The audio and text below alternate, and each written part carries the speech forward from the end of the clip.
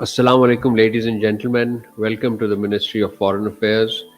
A very warm welcome and good afternoon. We start with the roundup of this week's activities. Firstly, the Deputy Prime Minister and Foreign Minister Senator Mohammad Ishaq Dar is in Brussels as we speak. He is on an official visit from 19 to 21st November. The EU High Representative and Vice President for Foreign Affairs and Security Policy, Kaya Kalas, had invited the DPM Foreign Minister to co-chair the seventh session of Pakistan-EU Strategic Dialogue. This dialogue is the highest level of the institutionalized interaction between the two sides, which reviews cooperation between Pakistan and EU in all sectors under the Strategic Engagement Plan 2019. During the visit, the DPM Foreign Minister also participated in the fourth EU Indo-Pacific Ministerial Forum. On the sidelines of these events, the Deputy Prime Minister, Foreign Minister has been holding a number of bilateral meetings and engagements with the senior EU officials, including the President of the EU Council, Antonio Costa, the EU Commissioner for International Affairs and Migration, Magnus Brunner, EU Commissioner for International Partnerships, Joseph Scala, and the key members of the European Parliament. The DPMFM also visited the NATO headquarters. He held meeting with the NATO Secretary General Mark Rutte. During the meeting, both sides exchanged views on areas of mutual interest, including peace, security, terrorism, as well as regional and global developments.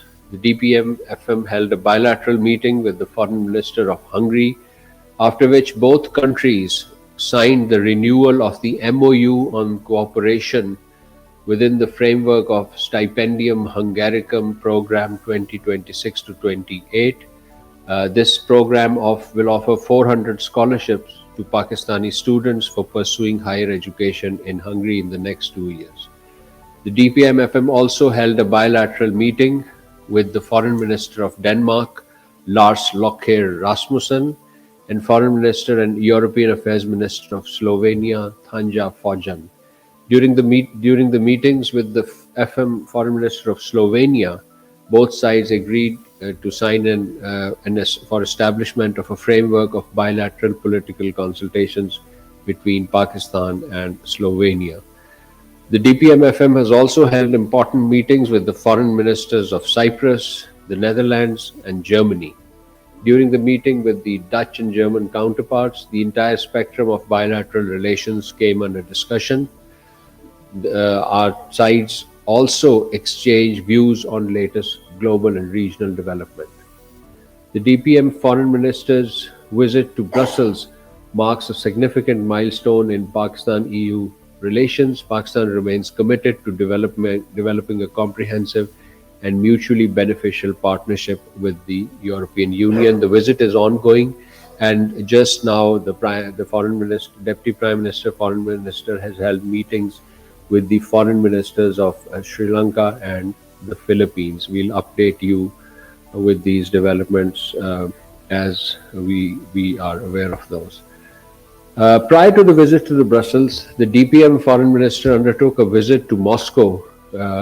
This was in connection with the SCO Council of the Heads of Government, where the Deputy Prime Minister, Foreign Minister was leading the Pakistani delegation, held from 17th to the CHG was held from 17th to 18th November 2025.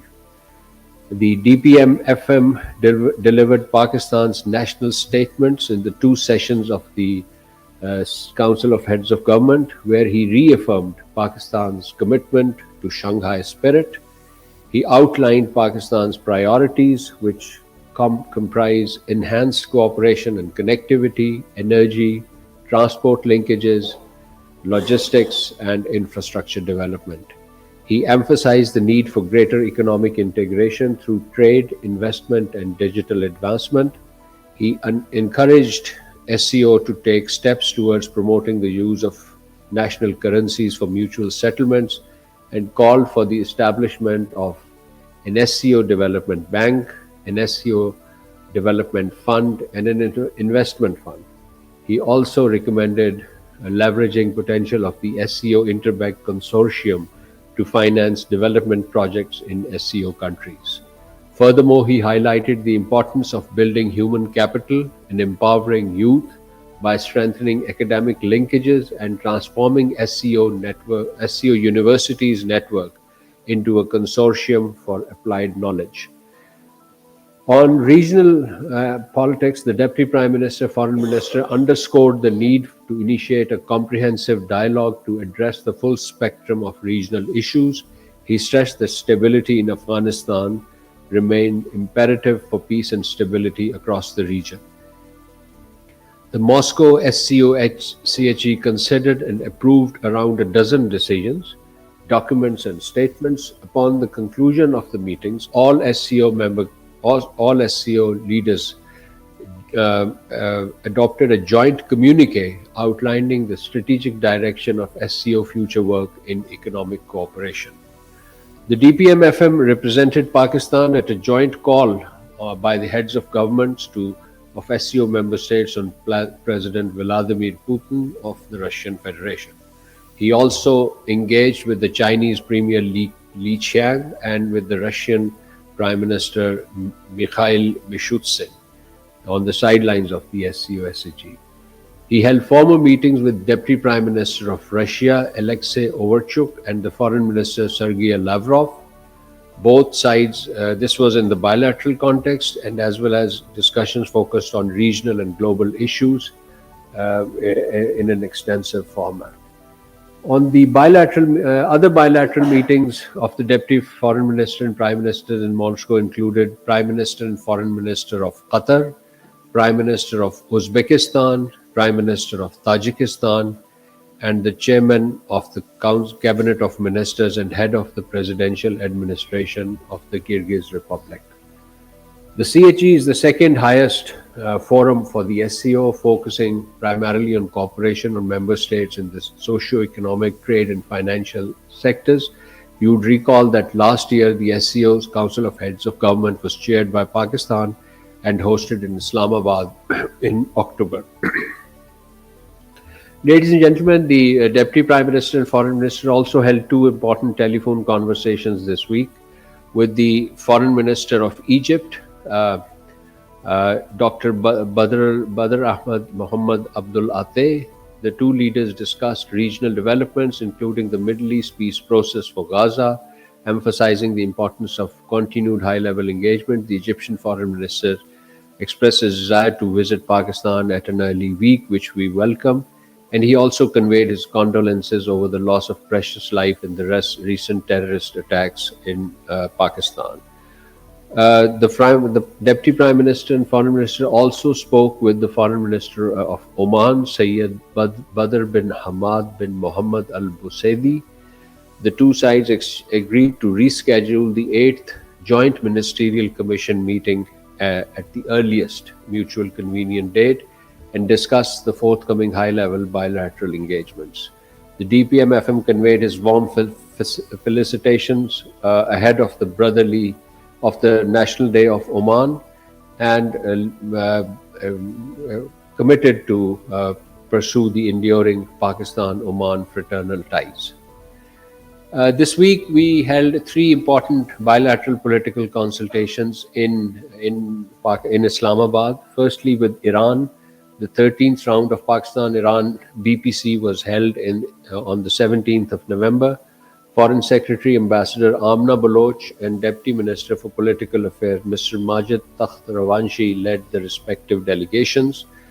Ahead of the BPC, Deputy Prime Minister Rawanshi paid a courtesy call on Deputy Prime Minister and Foreign Minister. The two leaders discussed preparations for the BPC, key regional and multilateral developments, along with ways to further strengthen Pak-Iran bilateral relations. During the BPC itself, consultations focused on enhancing brotherly ties between the two countries. They reviewed the status of implementation of decisions of previous BPCs and agreed to enhance and diversify bilateral trade and expand cooperation in energy, transport, connectivity, education, and people-to-people exchanges. There was also an exchange of views on important regional and global developments. Both sides underscored the significance of regular convening of various institutional mechanisms, including the Joint Economic Commission, the Joint Trade Committee, in order to forge closer cooperation on these issues. The two sides reaffirmed their commitment to continue cooperation at multilateral fora, including the UN, OIC, and ECO, and strengthen dialogue on global and regional issues of common concerns. It was agreed to hold the next round of BPC in Tehran on mutually convenient date. With Finland, we held the sixth round of the BPC on 18th November. The Pakistan side was led by additional Foreign Secretary Ambassador Muhammad Khalid Jamali, and the Finnish side was led by Under Secretary of State for Foreign and Security Policy Outi Holopianian. The two sides discussed the entire spectrum of bilateral relations, including cooperation in trade, investment, education, science and technology, and climate change, and held a detailed exchange of views on global and regional issues of mutual concern. Appreciating the positive momentum in bilateral ties and reaffirming Pakistan's commitment to further strengthen cooperation with Finland, the Additional Secretary of Europe thanked the Finnish side for its support to Pakistan's GSP Plus status and invited Finnish companies to participate in the upcoming Pak-EU Business Forum scheduled in April 2026. It was further agreed to hold the next round of consultations in Finland next year.